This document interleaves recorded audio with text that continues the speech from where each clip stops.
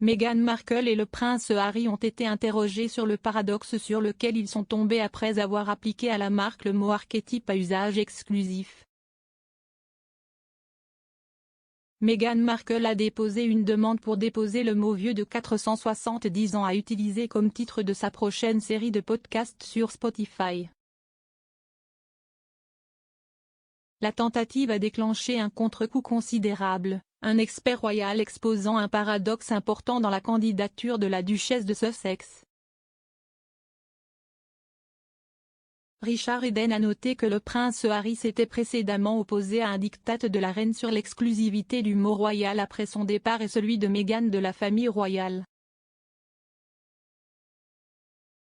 S'adressant à Palace Confidential, M. Eden a déclaré: « Je dois souligner ici le paradoxe selon lequel lorsque la reine a empêché Harry et Meghan d'utiliser le mot royal, car ils avaient l'habitude d'avoir Sussex royal pour leurs réseaux sociaux, le prince Harry a en fait publié une déclaration disant que non, la reine ne possède pas le mot royal, nous pourrions le contester. »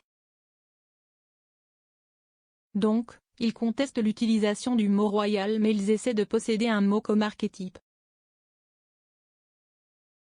Le duc et la duchesse de Sussex opéraient sous la marque Sussex Royal depuis peu de temps après leur mariage en 2018, lançant un site web et un compte Instagram portant le même nom. Depuis que Sa Majesté a interdit au couple de continuer à utiliser le label après avoir quitté leur fonction officielle, ils ont lancé une nouvelle organisation nommée Archewell, inspirée par leur fils Archie. Dans sa demande auprès de l'Office des brevets et des marques des États-Unis, Meghan a déclaré qu'elle souhaitait déposer des archétypes lorsqu'ils sont utilisés dans les domaines du traitement culturel des femmes et des stéréotypes auxquels sont confrontées les femmes. Leur société Archewell a déposé l'application plutôt que Spotify, suggérant que le mot pourrait être utilisé pour d'autres projets en dehors des podcasts. La biographe officielle du prince Harry, Angela Levin, a plaisanté: « Si est-il l'hypocrisie.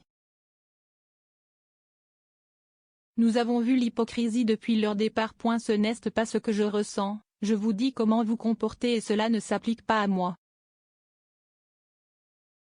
Je pense que si est un autre exemple de cela. Le podcast de la duchesse, qui devait initialement inclure le prince Harry en tant que producteur, sera lancé cet été. »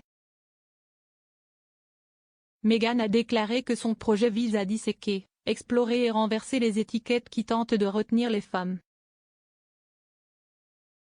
Le projet marque la première étape importante dans la réalisation de l'accord lucratif du duc et de la duchesse avec Spotify depuis qu'ils ont signé leur contrat il y a 18 mois.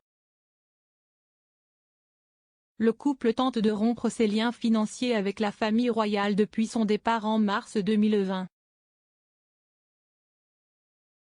Meghan et Harry ont également signé un accord avec Netflix pour produire une série de projets éducatifs ainsi qu'à au moins un documentaire sur le travail du duc sur les Jeux Invictus.